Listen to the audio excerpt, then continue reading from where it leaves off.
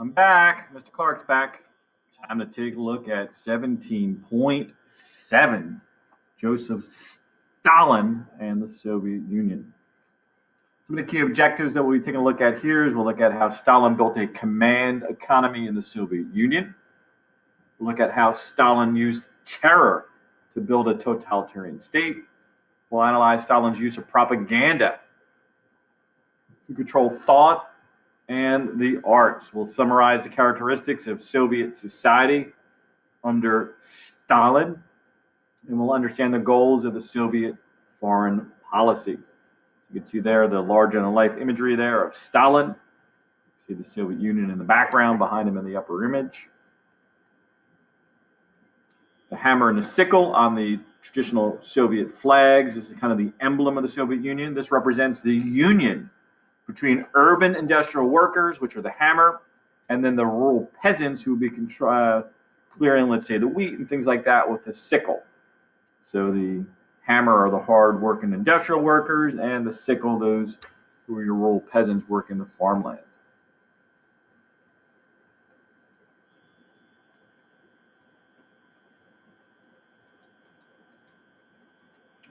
Okay, one, what are some of the differences between a command economy and a capitalistic economy? Obviously, in the United States, here's what we have here is a capitalist economy, which relies on the free market, supply and demand to kind of determine prices and economic decisions that are made in the country. In a command economy, all basic economic decisions are made by the government officials. So kind of the top-down approach in a command economy, the command coming from the leadership of the government. Capitalistic society is basically all of society working collectively together and kind of buying and selling things to kind of control the price of goods and supplies, even jobs too. Number two, how did Lenin's implementation of a command economy impact the Soviet Union? So at first, it helped the Soviet economy to recover and expand, and it ended armed resistance to Lenin's leadership. And we kind of left off in our last discussions, kind of the power struggle after Lenin's death. So when you think about Lenin's death in 1924, we look at number three, what happened in the Soviet Union. People mourned like nobody's mourned before. Tens of thousands of people went to view his body. Joseph Stalin, the new leader of the Soviet Union, what did he do with Lenin's body? He put it on display in a red square for all to see. So you can see here on display. And it remained there for 65 years until the fall of the Soviet Union in the early 1990s.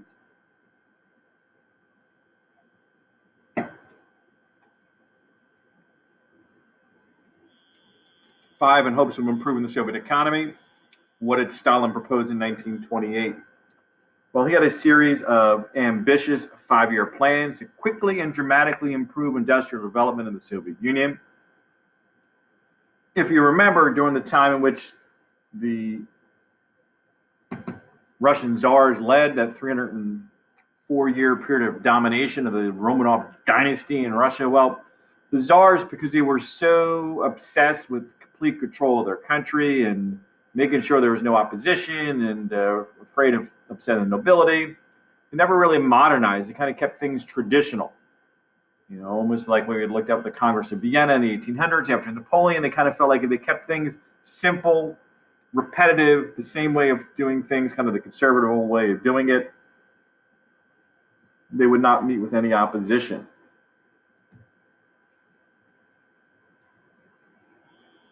Six, what were the goals of the five-year plans? So in response to the lack of industrialization and modernization in Russia, Stalin tried to expedite a modern Russia or modern Soviet economy. He put tremendous pressure on factory managers and workers to increase input and output. Many workers feared if they didn't meet the high quota demands that Stalin was placing on them, they could be sent to Siberia, the cold and desolate region in northern Soviet Union, or simply killed. They could just disappear from Soviet society. So what the managers and workers in the factories did is they sacrificed quality for quantity because they wanted to meet a quota, and a quota, you see here, quota is a certain number. So let's say Stalin wanted 1 million units produced in a factory. Well, you needed to meet that goal or demand or quota, or else you could be in trouble with Stalin. So sometimes you might have 1 million mediocre products opposed to, let's say, 600,000 really nicely and strongly made products. 7, how do Stalin's policies impact the Soviet standard of living? Well, even despite some of these ambitious 5-year programs or plans, the Soviet standard of living remained quite poor.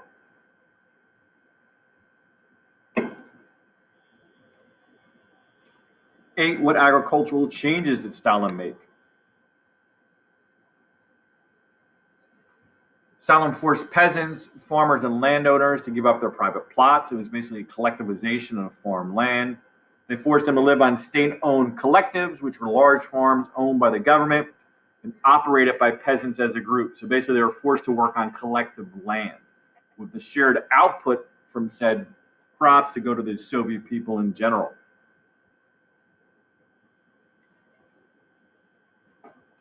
Most people don't like being controlled and dictated to. So many of the peasants, rejected and resisted collectivization. Some resisted by taking dramatic steps, by destroying crops and tools and even livestock.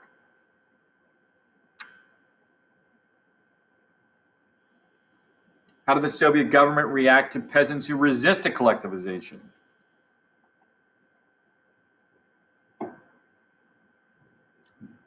Many of these resistors were sent to the gulags, which were the Soviet prison camps in Siberia.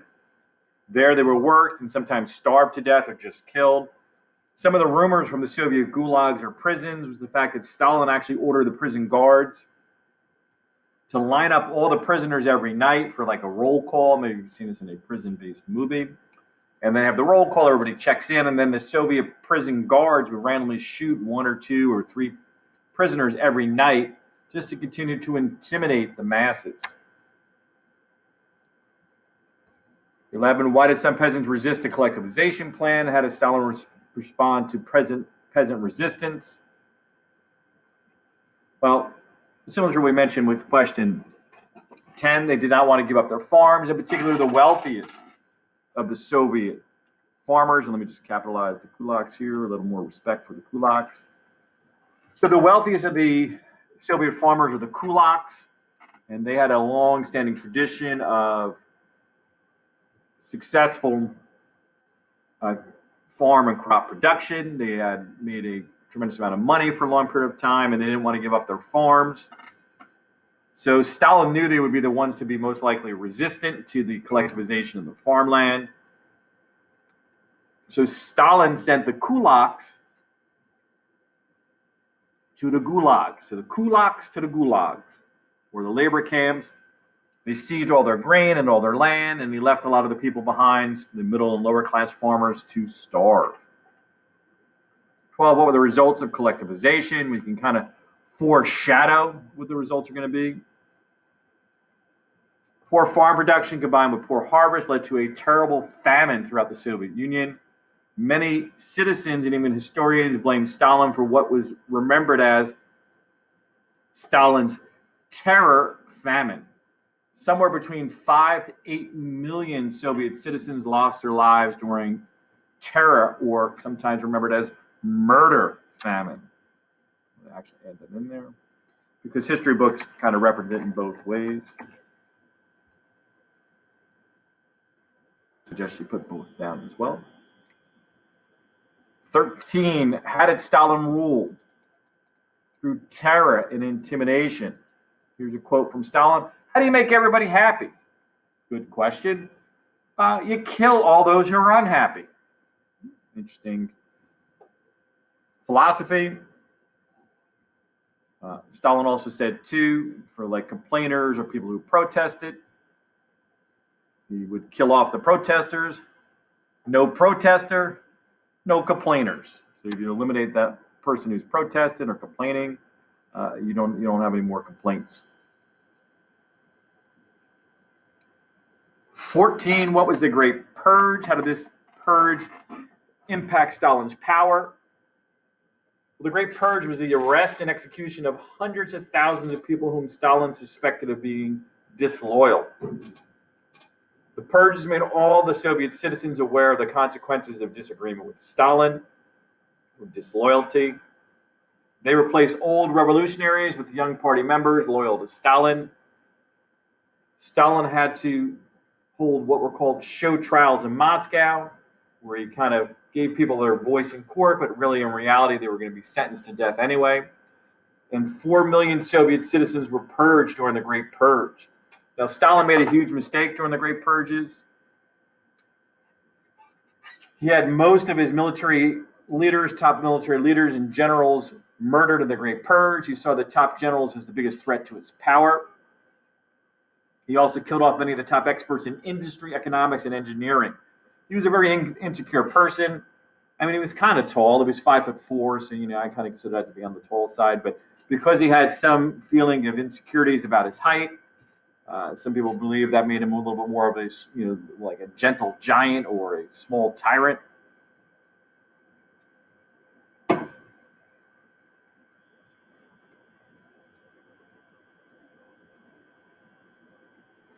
You can see some of the images there. Some of the people were getting purged.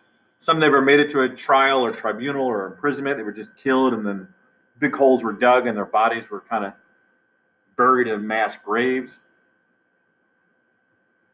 16. How do you think Stalin's policies of terror impacted the people of the Soviet Union and their feelings towards their government? Most likely made them either feel more loyal to Stalin, feeling, hey, they're supporting him and Stalin's going to respect that, or more secretive as they tried to resist some of Stalin's policies. A lot of people began to fear that would be a knock at the door where they could be whisked away and sent to the gulags to never be seen from or heard from again.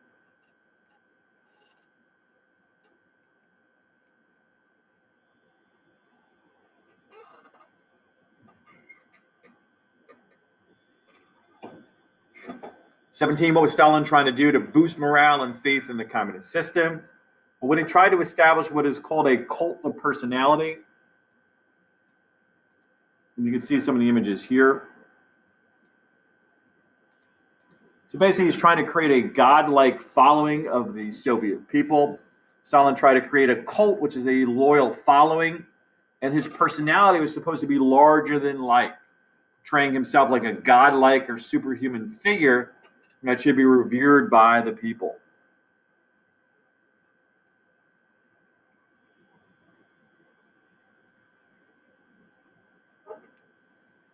18, what is a totalitarian state? Well, you see the root of the word there. Hopefully you can see that and it makes a little bit of sense just looking at the total aspect there. So it's a form of government in which one-party dictatorship attempts to regulate every aspect of the lives of the citizens. Under such a system, citizens give up individual rights and freedoms in exchange for a strong dictatorship. 19, what does Stalin's government do to ensure that people remain loyal? Stalin's totalitarian government used the following to maintain loyalty and strict control in the country.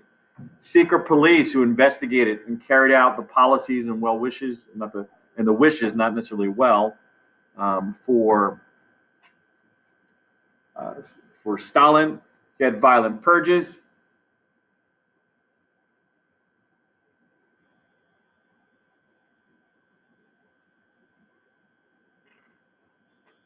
Censorship, propaganda, terror, and many critics and opponents simply disappeared.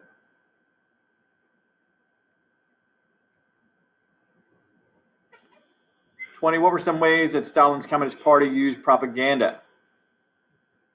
Well, through radio, newspaper, billboards, movie and newsreels, posters, statues, all these things were some of the changes that the Communist Party used to kind of spread propaganda. So you might hear like a radio message. Newspapers were strictly censored, where Stalin's communist leadership would make sure only favorable information got into the newspapers. Billboards, large signs that would kind of promote communism. Movie reels would be played at the movie theaters to promote loyalty and the cult of personality for Stalin. Huge statues of Stalin were erected across the country, as well as posters and kind of like billboards and things like this, big images of Stalin.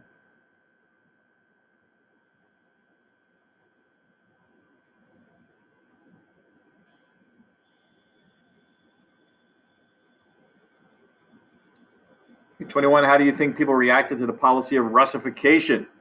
Well, Russification is the idea that you had to adopt Russian culture. Many people might have resented it. They would have been encouraged to celebrate their autonomy. Previously, now they had to follow strict rules and regulations, so a lot of people did not necessarily like this. 22, how did the treatment of artists and writers change under Stalin's rule? At first, they had a little bit more freedom shortly after the Bolshevik Revolution, but after Stalin came to power, the government controlled what books were published, what music was heard, and which works of art were displayed. 23, what was done in regard to religion in the Soviet Union and why? In accordance with Marxist philosophy, religion was banned in the Soviet Union as loyalty to Stalin and the state was put first. Atheism became the national policy of the Soviet Union, meaning no religion. The person of worship was now Stalin.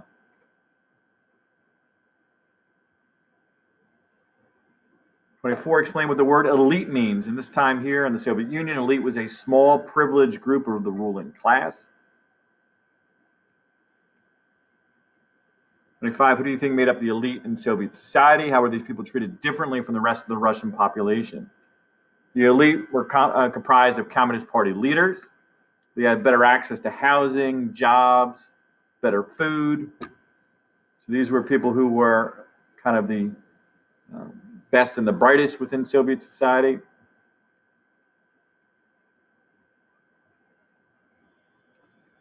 26, what were some of the free social benefits of communism? If you think about communism, it's supposed to provide equality and equal access to all.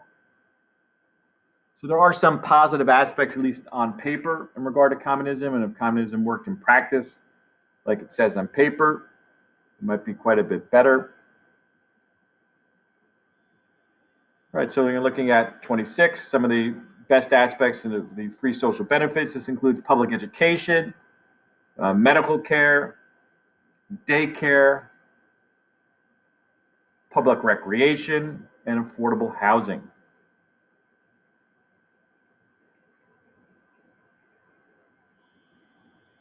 27, why were state-run schools important to Stalin's communist goals? Well, the state needed educated workers to build a modern industrial state. The schools taught communist values as well. Schools taught children obedience and loyalty to Stalin and the Communist Party. Gifted students and athletes were trained in separate elite schools to maximize their gifts.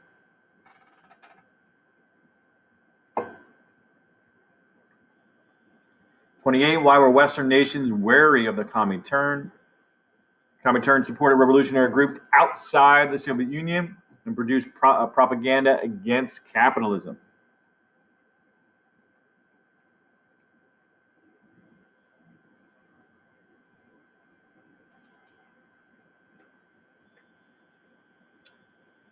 '29, describe what's similar in the foreign policy goals of Lenin and Stalin. They both wanted to bring about a worldwide revolution where communism could spread across the globe. 30, what progress did the Soviet Union make towards the goal of winning the support of other countries around the world? Slowly but surely, they won recognition from Western powers, increased trade with them, and joined the League of Nations. During a similar period of time, what other two countries developed a totalitarian philosophy? This included Italy and Germany. And then a lesson reflection, using your own words, describe the characteristics of Stalin's rule in a sentence or two. This is my example here. Stalin's need for absolute control created the harsh living conditions and strict censorship to define life for the Soviet people. Hopefully you enjoyed our ongoing discussions here of Stalin and the Soviet Union. And until next time, Mr. Clarke is out.